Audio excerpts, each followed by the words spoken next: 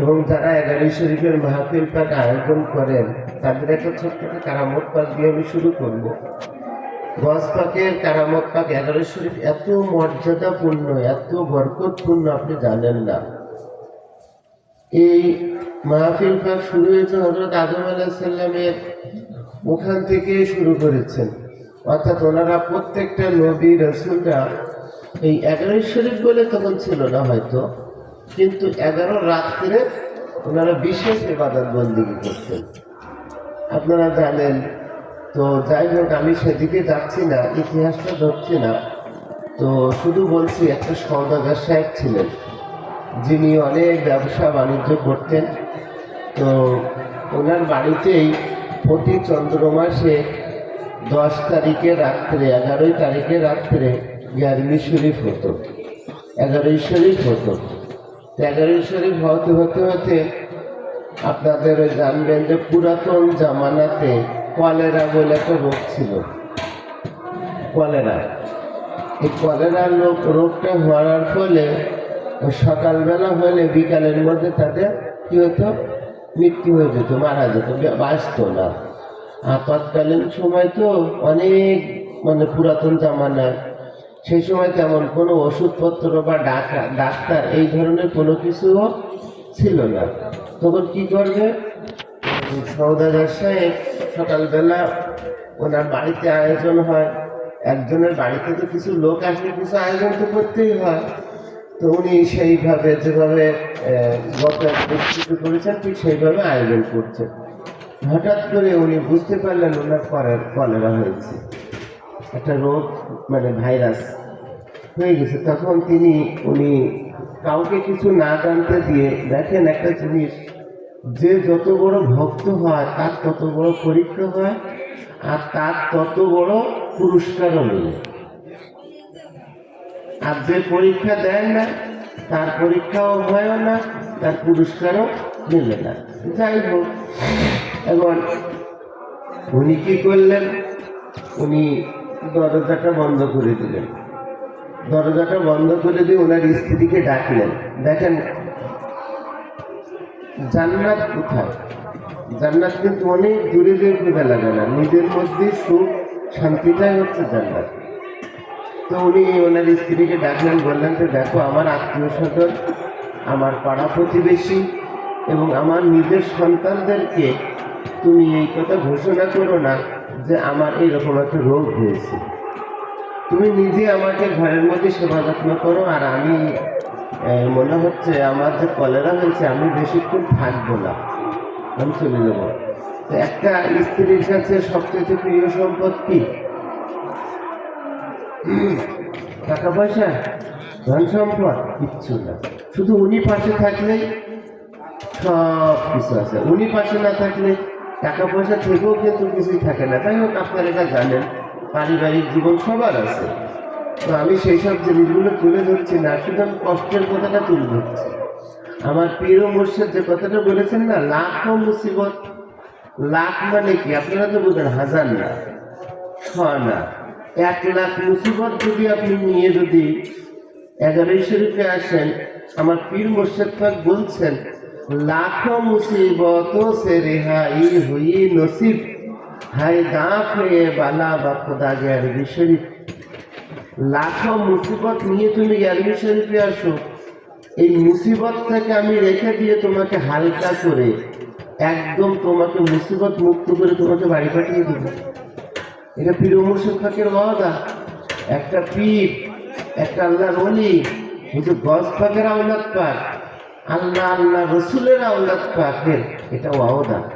তিনি বলছেন লাখো মুসিবত। তিনি হচ্ছেন 11 শরীফ বাড়িতে পালন করেন, সকলে ওনার বাড়িতে আসে, নিয়াজ পাক হয়, ফাতিহা শরীফ হয়, হুজুর গজ পাকের পড়া পাক হয়, তারপরে কোরআন শরীফ তেলাওয়াত হয়, তারপরে বিশেষ মোনাজাত করে তাবারুক নিয়ে সবাই বাড়িতে যায়। এখন ঘটনাটা হচ্ছে এই, উনি ওনার স্ত্রীকে বলেছেন, ওনার স্ত্রী কী করলেন, চুপ করে বসলেন, এবং ওনার স্ত্রী ও গজ পাকের মহব্বতে স্বামীর এত বড় দুঃখ কষ্টটা উনি পাশে থাকলেন। পাশে থাকার পরে ওই আসরের নামাজের আগেই ওনার ইন্তেকাল হয়ে গেল। তো ওনার স্বামী ওনাকে বলেছিলেন, দেখো আমার যদি ইন্তেকাল হয়ে যায়, আমি যদি মারা যাই, তো খবরদার এই ঘোষণাটা যেন বাহিরে কাউকে দিব না, কারণ আমি মারা গেছি এই কথা শুনে আমার বাড়িতে লাশ পড়ে থাকবে, আর 11 শরীফ হবে না। 11 শরীফটা হয়ে যায়, তোমার মুখেও যেন আমার মৃত্যুর যেন ছাপটাও যেন ফুটে না ওঠে। দেখেন কত পরীক্ষা, একটা স্বামী মারা যাবে, এই মৃত্যুর ছাপটাও যেন পরিষ্কারভাবে যেন তাকে না বুঝিয়ে দেওয়া হয়, নিজের সন্তানদেরকেও না বুঝান এবং যারা 11 শরীফ আসবে তাদেরকেও যেন না বুঝান।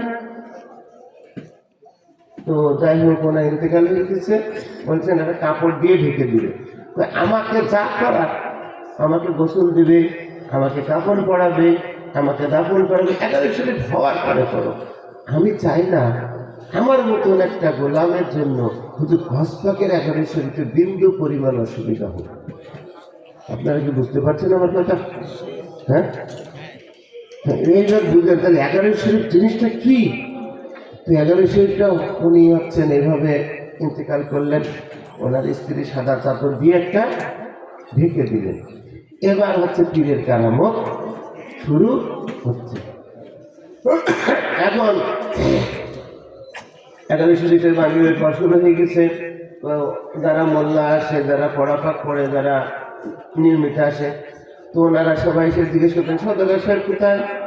তো ওনার স্ত্রীর পক্ষ থেকে একটা ঘোষণা দেওয়া হয়েছে যে সওদাগর সাহেব বলে গিয়েছেন আপনারা আপনাদের মতন করে 11 শরীফের পাঠ করেন এবং পড়াপাকে অংশগ্রহণ করেন, ফাতিহা শরীফ করেন। উনি একটা জরুরি কাজে বাহিরে গিয়েছেন, এতটুকু, ফেরত করবে আর কথা বলেন, জরুরি কাজে বাহিরে গিয়েছেন। তো তখন সবাই বাড়ির লোকজন কেউ কিছু বুঝতেছে না, না বোঝার পর 11 শরীফ হইল। এরকম 11 শরীফ হওয়ার পর যে ঘরে 11 শরীফ হয়, 11 শরীফের ঘরে 11 শরীফ হলো। 11 শরীফ হওয়ার পরে উনি আপনার হচ্ছে কি বলেন না, বাড়িতে সবাই আসলেন, আসার পরে সবাইকে তাবারক দিয়ে দিলেন। তো পিছনে একজন লোক, একদম শেষে একটা লোক, উনি বসে আছেন, একদম বসে আছেন। বসে থাকার ফলে উনি ওনার কাছে যে বলছেন, ভাই আপনি 11 নিয়ে পাক নেন, আমরা এই গুছাবো, চাদর টাদর গুছাবো, ঘরটা গুছাবো, আমাদের অনেক কাজ আছে, আপনি চলে যান বাড়িতে।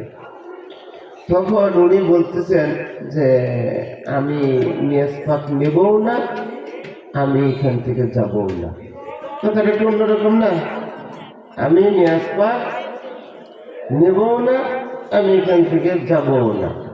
তো বলছে আপনি এটা কি বলছেন? তো বলছেন যে আমি যার বাড়িতে মেহমান হিসেবে আসলাম, ওই বাড়িওয়ালাকে দেখছি না, আবার ওই বাড়িওয়ালাও আমাকে দেখা দিচ্ছে না। তা আমি একটা মেহমান, আমার একটা সম্মান আছে না, আমি বাড়িওয়ালার সাথে দেখা করবো, আমি কি তাবারকের জন্য এসছি নাকি? আর ওই বাড়িওয়ালাকে ডাকো, ডাকার পরে আমি তার হাতের থেকে নিয়াজ পাক নেব এবং তার সাথে দেখা করবো, তারপর আমি এখান থেকে যাব। যখন এই কথা বললেন তখন ভিতর থেকে ওই পর্দানসীন মা কেঁদে ফেলেছে, না এখন 11 শরীফ হয়ে গেছে, এবার ঘোষণাটা দিই। তখন তিনি বলছেন যে আসলে তিনি তো এই দুনিয়ার মায়া ত্যাগ করে আজকে আসরের পূর্বে ইন্তিকাল করেছেন, উনি দুনিয়াতে এখন আর নেই। যখন এই ঘোষণাটা দিল তখন ওনার নিজের ছেলেরা, নিজের সন্তানেরা বলছে যে এটা কি হলো মা? তখন ওনার একটা ওসিয়ত ছিল, এটা বলার ছিল, তা আমি এটা বলেছি, আমি এর আগে বলতে পারিনি। তাহলে চিন্তা করেন স্বামীর আমানত রক্ষা করা স্ত্রীর প্রতি কতটা দায়িত্ব। তিনি ইন্তেকাল করার পরেও তিনি বলতে পারেননি। যখন তিনি বললেন তখন উনি যিনি বললেন যে আমি নিয়াজ পাক নেবো না, যাবো না, কার সাথে দেখা করব, তখন ওখান থেকে তিনি বলছেন সওদাগর সাহেবের নাম ধরে বলে, সওদাগর তুমি ঘরের থেকে উঠে আসো, তুমি ঘরের থেকে উঠে আসো। আমি বলছি তুমি যার নামে ফুল পাক দিতে, যার নামে আগরবাতি চড়াতে, যার নামে গোলাপ পানি ছিটিয়েছো, যাকে ডাকার জন্য ইয়া গস পাক, ইয়া পীর মুর্শিদ পাক, হ্যাঁ, ইয়া শেখ আব্দুল কাদের শাহিনুল্লাহ বলে তুমি যাকে ডেকেছো, আজকে সে নিজে খোদ সশরীরে তোমার বাড়ির এই মজলিস পাকে এগারো শরীফে এসেছে। নারে তাকবীর, নারে তাকবীর, নারে রিসালাত, নারে হায়দারি, নারে হাসান, নারে হুসাইন, নারে গাউস, হাসান হুজুর পাক কিবলা ও কাবা, হুজুর পাক কিবলা ও কাবা, নারে তাকবীর। তখন তিনি বললেন যে তুমি আমাকে ডেকেছো, অথচ আমি তোমার ডাকে সারা দিব না, একটা কথা হলো। আর আমি তোমার সাথে না দেখা করবে তোমাকে আমি এখান থেকে যেতে দেবো, তুমি চলে আসো। আমি যদি 12 বছরের তরি 12 বছর পরে যদি বর যাত্রী সব তুলতে পারে, তুমি সদ্য মৃত, তোমাকে আমি পুনর্জীবিত করতে পারি না। তুমি চলে আসো, আমি বলছি। আজকে দেখো তুমি তুমি যাকে দেখেছো তিনি আজকে এখানে হাজির আছে। এখন একটা কথা মনে রাখবেন, এই যে ওরস শরীফে আপনার